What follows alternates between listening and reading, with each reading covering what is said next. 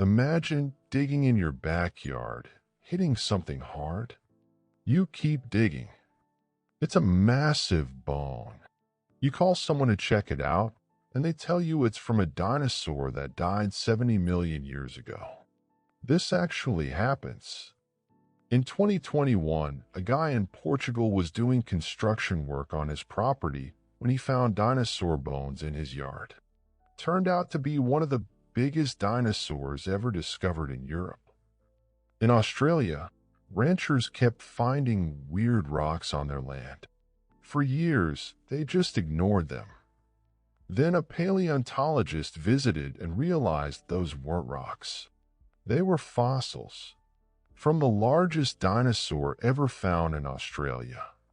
And in Montana, researchers opened up a fossil and found something nobody expected. Color. Actual preserved color from a dinosaur's skin. After 66 million years. We're finding stuff that's rewriting everything we thought we knew about dinosaurs. New species. New evidence about how they lived. Even proof of what colors they were. Today, I'm going to show you the most insane dinosaur discoveries from the last few years. Real proof. Real history. Welcome to Stories Lost Forever. Giant in the Australia. Let's start in Australia. Queensland specifically. There's a place called Eromanga, middle of nowhere outback country. For decades, ranchers in this area kept finding massive rocks scattered across their land. Some of them were huge, like the size of a car tire. They'd use them as doorstops or landmarks. Nobody thought much of it. Then in 2004, a rancher named Sandy McKenzie found an unusually large one on his property. His wife convinced him to call a museum just to check. A paleontologist came out, took one look, and his jaw dropped. These weren't rocks. They were fossilized dinosaur bones, and they were massive. The team started excavating. What they found over the next 17 years was incredible. They pulled out bones from what will become known as Australodonton cooperensis, nicknamed Cooper. This thing was a titanosaur, a type of long-necked plant-eating dinosaur. And it was absolutely enormous. How big are we talking? Cooper was about 80 to 100 feet long from head to tail. That's the length of a basketball court. It stood around 16 to 20 feet tall at the hip, and it probably weighed somewhere between 25 to 81 tons. To put that in perspective, that's heavier than a fully loaded 737 airplane. This was the largest dinosaur ever found in Australia. But here's what makes this discovery special. For years, people thought Australia didn't have giant dinosaurs. The fossils found there were mostly smaller species. Some paleontologists even theorized that something about the Australian environment prevented massive dinosaurs from evolving there. Cooper proved them wrong. Australia had giants. We just hadn't found them yet. The team found multiple individuals at the site. Cooper wasn't alone. There were other titanosaurs buried nearby, including smaller ones that might have been juveniles. This suggested that these dinosaurs traveled in groups, maybe even family units, parents with their offspring, moving across prehistoric Australia looking for food. And speaking of food, Cooper would have eaten constantly. A dinosaur this size needs thousands of pounds of vegetation per day just to survive. The team found plant fossils at the site too, showing what the environment looked like 95 million years ago. Back then, this part of Australia wasn't a desert. It was lush, covered in ferns and conifers, with rivers and floodplains, perfect for massive herbivores. The discovery of Cooper took so long to officially announce because of how careful the team had to be. Dinosaur bones this large are incredibly fragile. They're basically mineralized stone, but they can crack or crumble if you move them wrong. Every bone had to be carefully excavated, wrapped in protective plaster, transported to a lab, and then cleaned and studied. The whole process took years. In 2021, the team finally published their findings. Australodonton cooperensis was officially recognized as a new species and the largest dinosaur in Australia. The announcement made international news. Australia had its own giant, and it had been sitting on a ranch for millions of years, mistaken for rocks. But here's what's crazy. Cooper might not even be the biggest dinosaur in Australia. Since the discovery, other ranchers in the area have reported finding similar fossils on their land. There could be even larger specimens out there, still buried, waiting to be found. The Australian outback is enormous and mostly unexplored paleontologically. Who knows what else is under the dirt? Japan's highway dinosaur. In 2013, construction workers in Hokkaido, Japan were building a new tunnel for a highway. They were using heavy machinery to dig through a hillside when one of the machines hit something hard. The operator thought it was a boulder and kept digging. But then he noticed something weird. The rock had a pattern to it. It looked almost organic. Work stopped. They called in experts from Hobetsu Museum. When the paleontologist arrived and examined the site, they realized what it was. A dinosaur skeleton, and not just a few scattered bones. This was a nearly complete skeleton, one of the most intact dinosaur fossils ever found in Japan. They named it Camwosaurus japonicus, which means Japanese dragon god. And it was a hadrosaur, a duck-billed dinosaur that lived about 72 million years ago during the late Cretaceous period. The skeleton was about 26 feet long, and based on the bone structure, it was probably around 4 to 5 tons when it was alive. Not the biggest dinosaur out there, but still impressive. What makes this discovery significant is the preservation. Most dinosaur skeletons we find are incomplete. We get a skull here, a leg bone there, maybe some ribs if we're lucky. But Camwosaurus was almost entirely intact. They found the skull, spine, ribs, legs, tail, almost everything. This kind of preservation is incredibly rare. So, how did it end up so well preserved? The team studied the rock surrounding the fossil and figured out what happened. This dinosaur died near a river or shallow sea. Its body washed into the water and sank to the bottom relatively quickly before scavengers could tear it apart. It got buried in sediment, which protected it from decay. Over millions of years, the bones fossilized and the sediment turned into rock. The fact that it was found in a marine deposit also tells us something about where this dinosaur lived. Camwosaurus was a land animal, but it died near the ocean. This suggests that coastal areas in prehistoric Japan were habitats for these creatures. They probably fed on vegetation near shorelines. Another interesting detail, Camwosaurus had unusual features compared to other hadrosaurs. Its snout was slightly different, more elongated. Its teeth were shaped in a way that suggested it ate tough, fibrous plants. This made it a unique species, different from hadrosaurs found in North America or China. The discovery of Camwosaurus also filled in a gap in the fossil record. Before this find, very few dinosaur fossils had been discovered in Japan, and most of them were fragmentary. Japan's geology isn't great for preserving dinosaur bones. Most of the country is volcanic, and volcanic activity tends to destroy fossils. But this site in Hokkaido was sedimentary rock, which is perfect for preservation. After the excavation, the skeleton was taken to the Hobetsu Museum, where it was cleaned, studied, and eventually put on display. Today, you can go see Camwosaurus in person. It's one of the most complete dinosaur skeletons in Asia and a point of pride for Japan. But here's the kicker. If those construction workers hadn't noticed something was off, if they'd kept digging, Camwosaurus would have been destroyed by machinery and turned into gravel for the highway.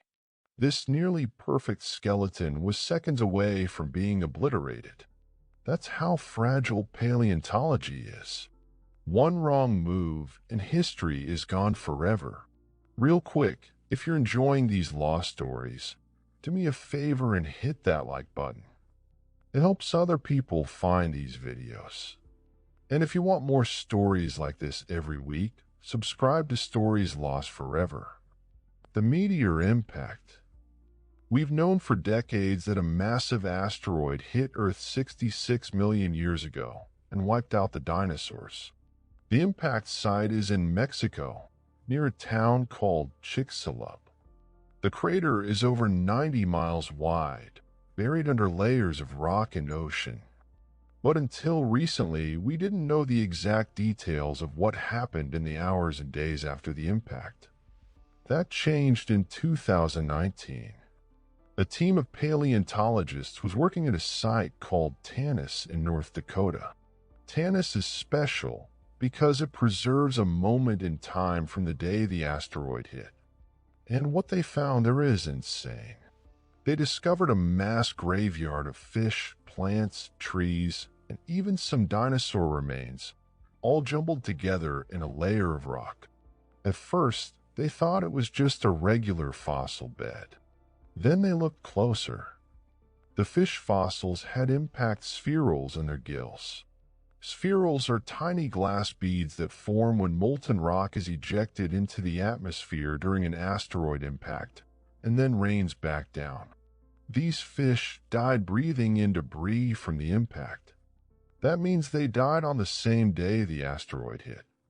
But here's where it gets even crazier. The sediment layer at Tanis shows signs of a massive surge of water. Not a tsunami exactly, but something called a seiche, which is like a standing wave in an enclosed body of water. When the asteroid hit Mexico, it created seismic waves so powerful that they caused rivers and lakes thousands of miles away to slosh violently back and forth. Tanis was flooded by one of these surges. Everything in the area was swept up, buried, and fossilized instantly. Among the fossils, they found dinosaur bones. Not many, but enough to confirm that dinosaurs were alive and active on the day of the impact. There's been debate for years about whether dinosaurs were already declining before the asteroid hit, or if the asteroid was the sole cause of their extinction. The Tanis site suggests they were doing fine right up until the moment the rock fell from the sky. In 2022, researchers published even more findings from Tanis. They found a leg bone from a dinosaur, likely a hadrosaur, with impact spherules embedded in the surrounding rock. This bone came from an animal that was alive when the asteroid hit. It might have even been killed directly by the initial impact effects. This is the closest thing we have to a snapshot of the extinction event itself. The team also found burned plant material mixed in with the fossils. After the asteroid hit, it ejected so much debris into the atmosphere that when it fell back down, it heated up the air to oven-like temperatures. Wildfires broke out across the planet. The plants at Tanis show signs of being charred, likely from these fires. Animals that survived the initial impact would have faced a world on fire. And then came the impact winter. The asteroid threw so much dust and ash into the atmosphere that it blocked out the sun for months, maybe even years. Temperatures dropped. Plants couldn't photosynthesize. Herbivores starved. Carnivores that ate the herbivores starved. The entire food chain collapsed. The only animals that survived were small, adaptable creatures that could eat anything and live underground or underwater. That's why mammals, birds, crocodiles, and turtles made it through, but dinosaurs didn't. The Tanis site is still being excavated. Every year, they find more fossils, more evidence of what that day was like. It's the most detailed snapshot we have of the extinction event, and it's painting a picture of absolute chaos. The asteroid didn't just kill the dinosaurs. It destroyed an entire world. The nesting dinosaurs. For a long time, people assumed dinosaurs laid eggs and then just left them, like most modern reptiles do. Turtles lay eggs on a beach and walk away.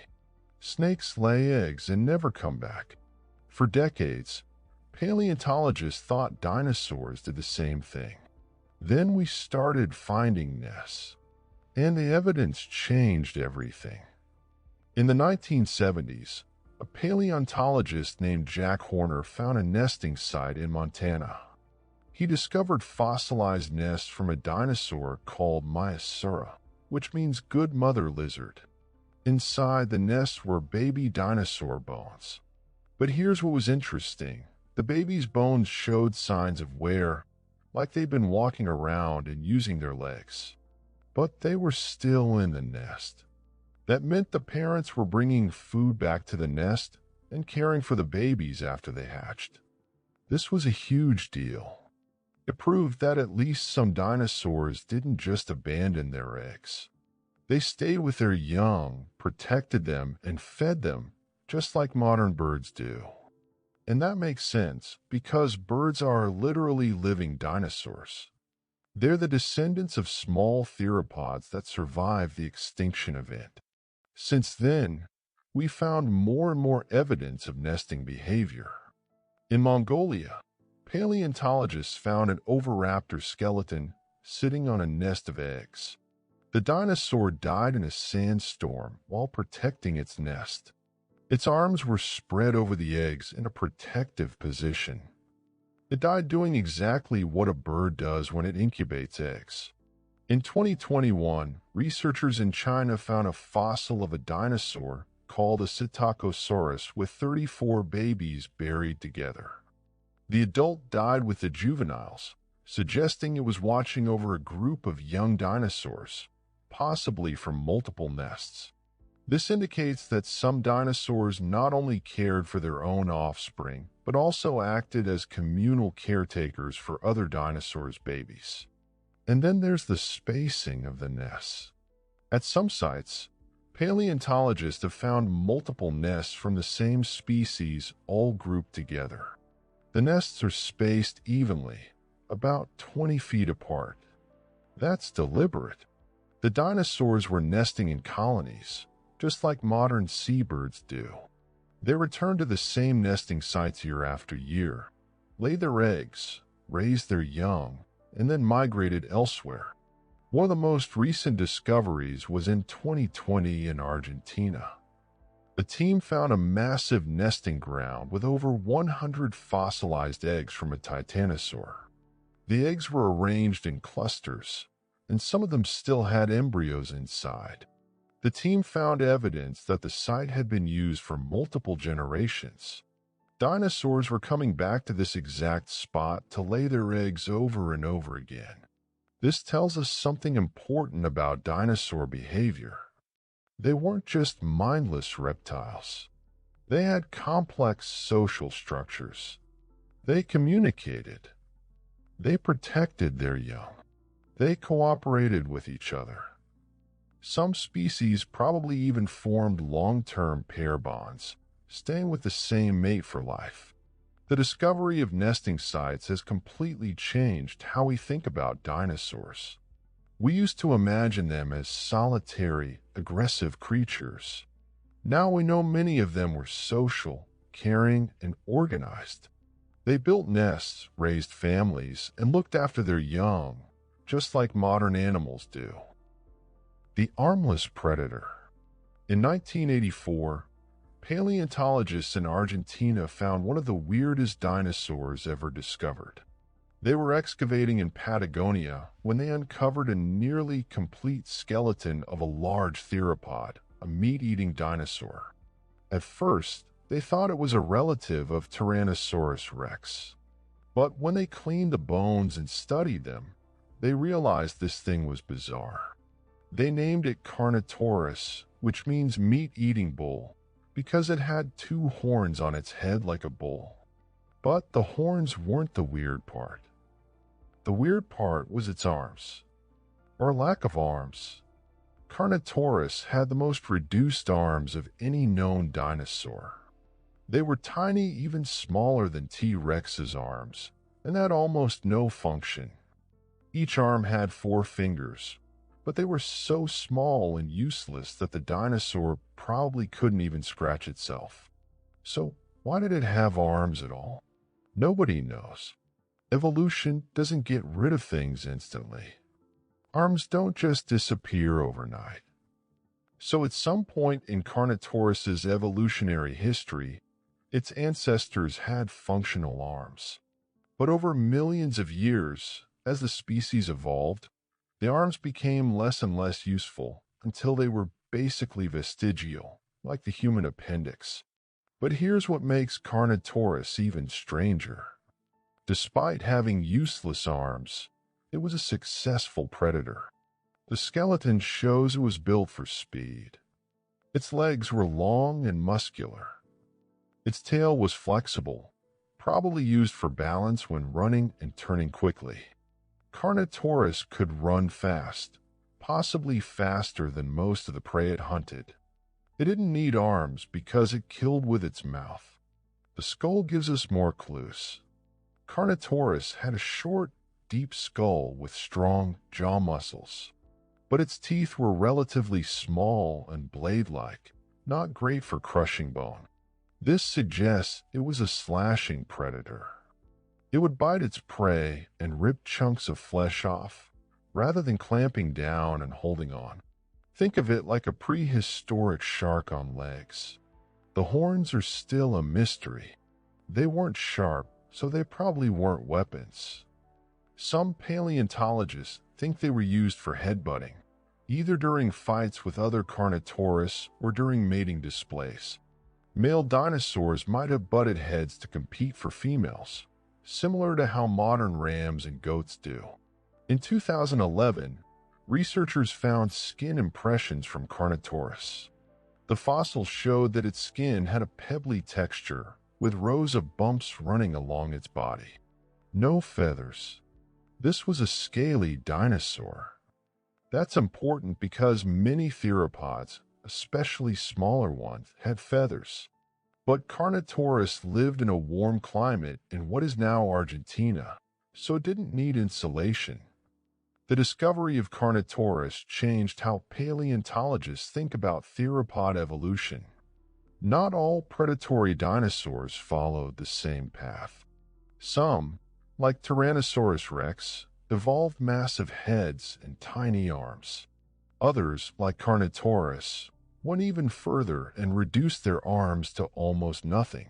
And others, like the raptors, kept their arms functional and used them to grab prey. What's even crazier is that Carnotaurus isn't the only armless theropod. There are other species with similarly reduced arms, like Abelisaurus and Majungasaurus. This suggests that reduced arms evolved multiple times in different lineages. For whatever reason, some predatory dinosaurs just didn't need their arms anymore. The question remains, why? What advantage did losing functional arms give these dinosaurs? Some researchers think it made them lighter and faster. Less weight in the front means more speed.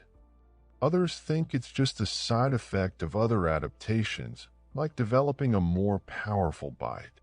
As the skull got bigger and stronger, the arms became less important and eventually shrank. Whatever the reason, Carnotaurus is proof that evolution doesn't always make sense to us. Here's a dinosaur that was a top predator, successful for millions of years, and it did it all with arms that couldn't even reach its own mouth. Every year, we find more. New details about how dinosaurs lived, hunted, raised their young, and died. We're learning that they were more intelligent, more social, and more diverse than we ever thought possible. Australia's largest dinosaur was hiding on a ranch for decades. Japan's most complete skeleton was almost destroyed by a highway crew.